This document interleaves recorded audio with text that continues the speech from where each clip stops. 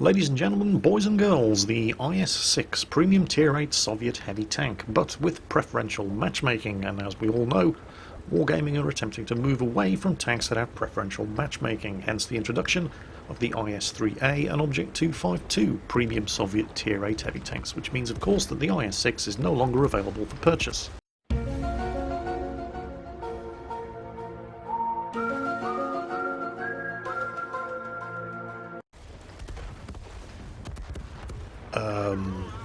Yeah, I got nothing.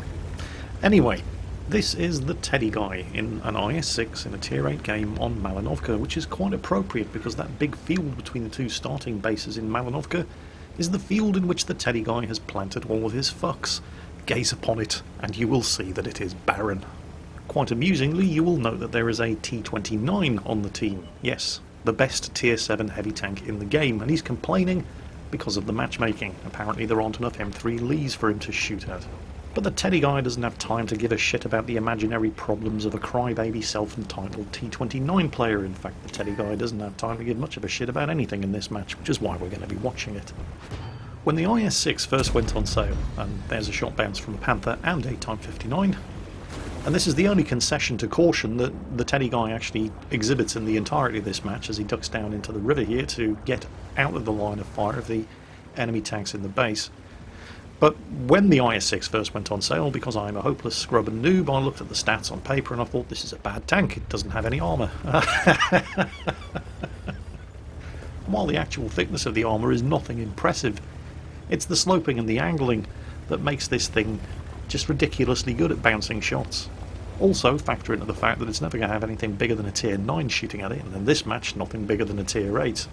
Makes the IS-6 an incredibly tough tank. Teddy Guy emerges into line of sight again and is spotted, and that's a very handy rock that Wargaming very helpfully placed here. We're just going to use that. Angles up around the rock just in case anybody is shooting at him. Is he still detected? Don't really know, but nobody's shooting at him. Let's move on. And he is, of course, still detected as he bounces a shot from a Jagdpanzer IV. And he's detected by the Scorpion G, who's AFK in the middle of the spawn zone. Now you could look at this as farming damage on an AFK player, but AFK or not, he's still spotting targets in the cap circle, so he has to die, and the extra damage doesn't hurt, as the Teddy Guy bounces yet more shots from, so far, concealed and undetected enemy tanks. It's a little tired of having his tracks blown off, so he burns his repair kit here, at which point the Jagdpanzer IV gets sick and tired of doing no damage and so switches to high explosive and does 13 damage. But let's not be too critical here, because there have been half a dozen different tanks shooting at the Teddy Guy's IS-6 so far, and the 75mm high explosive from the Jagdpanzer IV is the first one that's actually done any damage at all. Potential kill on the Rudy here, so he lines it up, and that's his second confirmed kill. And then his tracks eat a shot from a Steyr Waffenträger, and that thing has a reasonably dangerous gun, so he ducks into cover behind the building. And he's getting kind of close to the artillery spawn point. And yep, sure enough, that's when he actually takes his first serious amount of damage from the Lorraine 155, so he aims in the rough direction of where the Lorraine was firing from and pumps a shot into a very suspicious looking bush, but no luck there. The Jagdpanzer IV blows his tracks off with high explosive again as he bounces a shot from a Panther.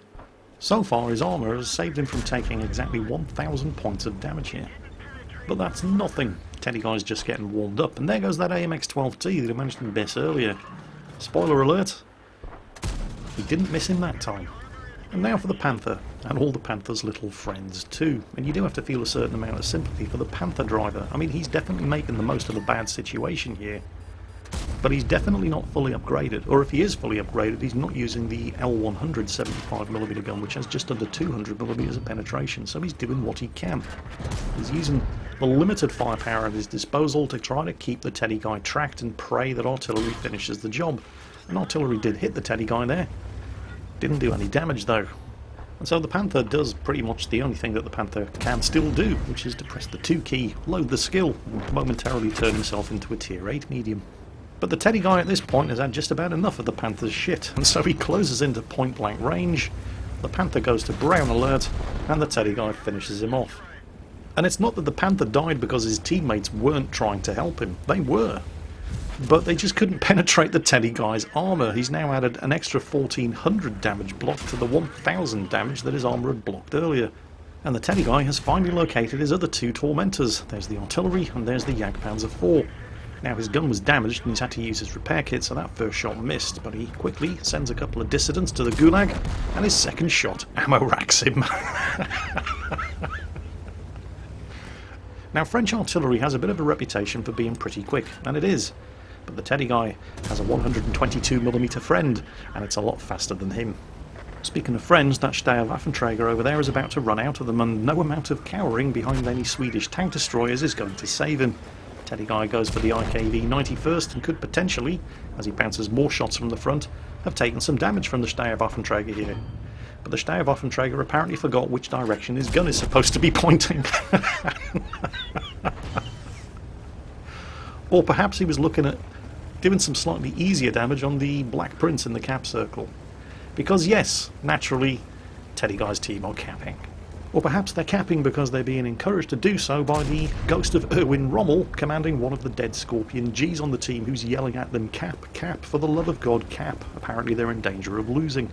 Now call me a bluff old traditionalist, but I would personally be highly sceptical of any kind of tactical advice given by a pair of Scorpion G players in a tier 8 battle on Malinovka in that overpowered machine who managed to die before they did a single point of damage to the enemy team. But perhaps Teddy Guy's team are just a lot more gullible than I am, because cap is in fact what they did.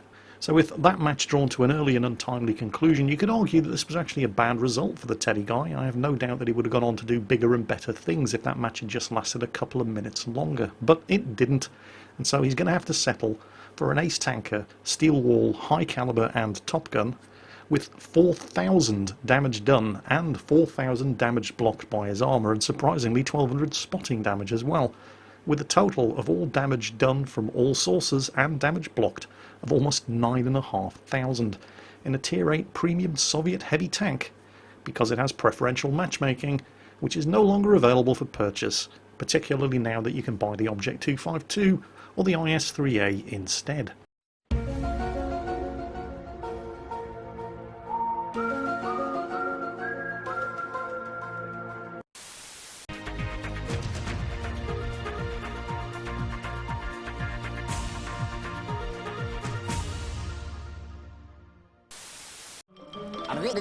That's all, folks.